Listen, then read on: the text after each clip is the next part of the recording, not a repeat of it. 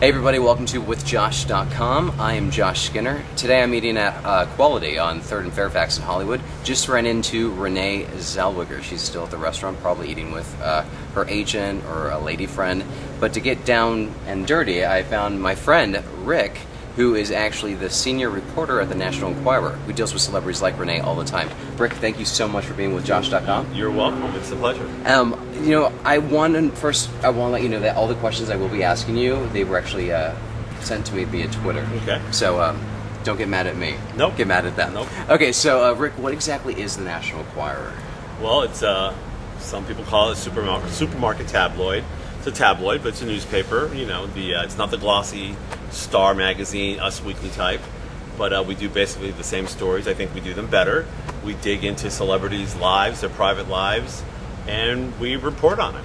And now a lot of people think the National Enquirer is just a bunch of fake stories that people make it up. But yeah. From my friends who are actual celebrities, say they know that these stories are pretty much true. There's some kind of truth to it. Yeah, I mean, all our stories are true. I mean, you know, every magazine has to spin a little bit, right? But we rarely get sued. We get threatened with lawsuits all the time.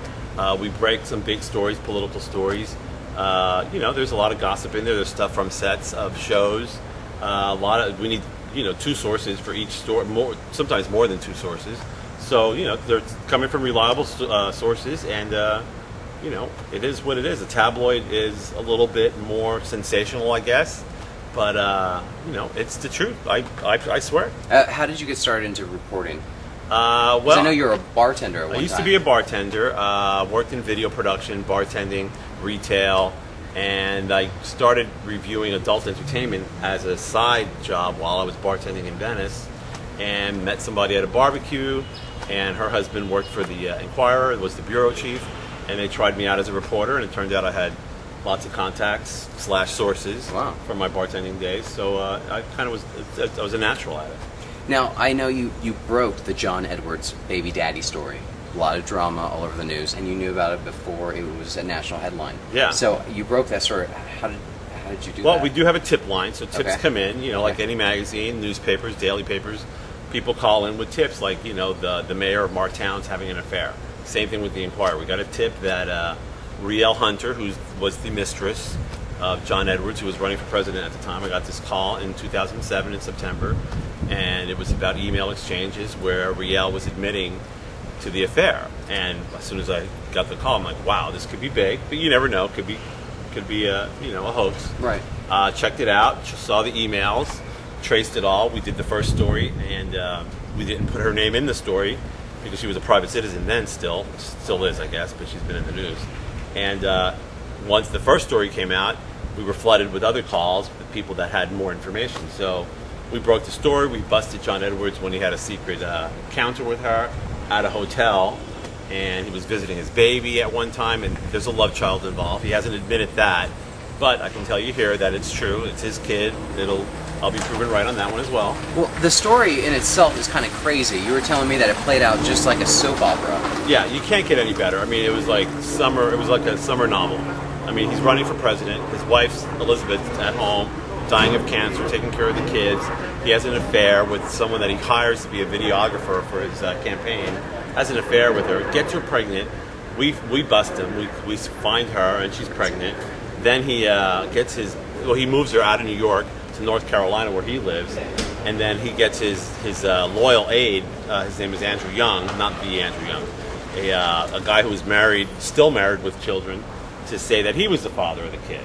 So he had a lie. Oh yeah, it was a huge cover-up. They moved them all to Santa Barbara.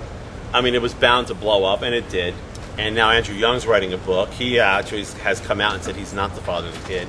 So do you think Andrew Young ever hooked up with that lady? No, he's happily married. I mean, his marriage problems began when he had to lie to his family about, that he had to pretend to be the father of this love child when in fact it was his boss, John Edwards, who asked him to do this. And, there's money involved. There was, everybody got paid.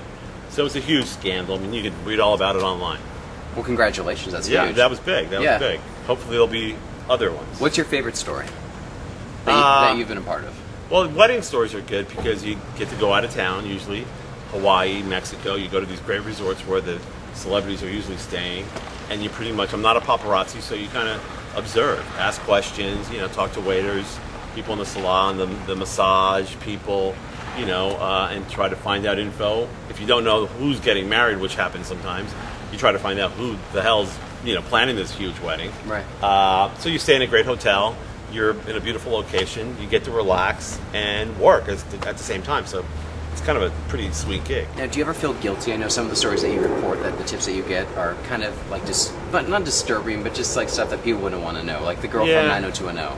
Yeah, I mean, this was a silly story. I did feel a little bad, but it's Annalyn McCord, cute, adorable little blonde actress. Now she's a little villain on the show. And, a few sources on the set, she doesn't like the word deodorant, or she uses that stone or whatever. I don't know. I'm not knocking that stone, but she wasn't smelling too good. Okay, she was a little stinky. Yeah, and writing that story, I felt like, oh, yeah, they actually nicknamed her Annalyn McStinky, which is kind of funny. Oh, McStinky. But I did feel bad for her, so I know that's weird that I feel bad for that story, but when celebrities are, drunk driving, getting arrested for evil stuff, or beating up girlfriends, I don't feel too bad about that. They're doing that. I'm just reporting on it. So, and you're a celebrity, you get in the business, you know what's coming. You're a public figure. Right. Yeah. Like Renee Zellweger we just saw. Yeah, well, let's end the interview with that.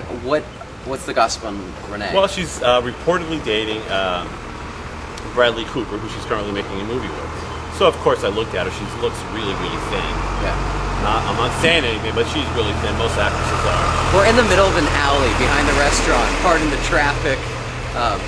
It's where I do my best work. Yeah, we're by the dumpsters. We're just, we know where we belong right now. Yeah, I'm hiding.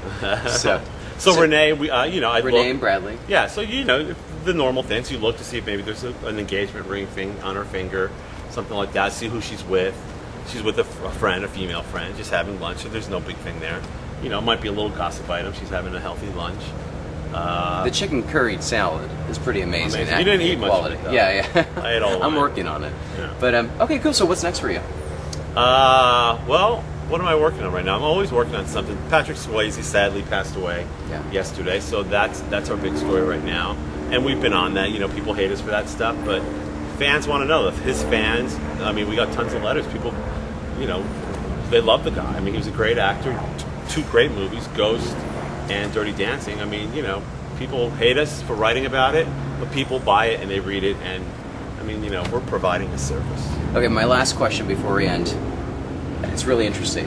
How does a celebrity keep a secret? Like, what do you say to that? Well, all the publicists know the secrets, but there's tons of celebrities out there that we don't know anything about because they stay out of it. You're not going to go. All right, Lindsay Lohan, if she stays off of Robertson Boulevard shopping and stays out of the clubs, no one's going to write about her. So there's a lot of people that live in the Valley or live in Santa Barbara or live right here in Hollywood, and they're just not making a scene. They're not putting it out there. Who's the smartest celebrity? There's a bunch, but Nicole Kidman's pretty good. I think Nicole Kidman, she'll come out, do the pose, get your picture, give you a quote, and then, she's nice. I think, paparazzi will be nice to her. I'm not a paparazzi, and so, there are paparazzis that cross the line, and I don't really agree with that. You don't need a camera in your face. Camera lenses are huge. You can be across the street and get your shot. There's some of these shows and websites that taunt the celebrities. I don't agree with that. They want to get that sound bite of a, celeb blowing up, and I guess people like that. I don't do that, so. Great. Well, Rick, thank you so much. I really appreciate it. My pleasure. And we're going to go stalk some other celebrities. Yes.